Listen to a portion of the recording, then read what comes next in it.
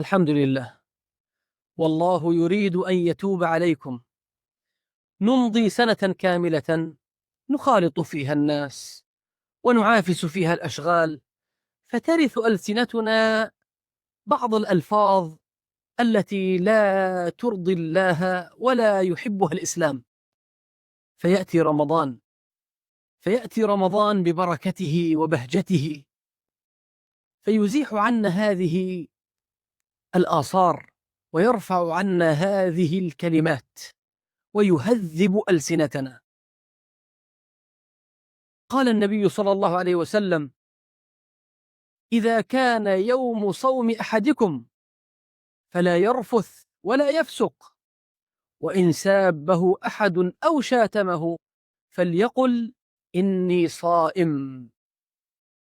ما أعظمه من تهذيب، ما أعظمه من تهذيب يهذبنا به هذا الصيام.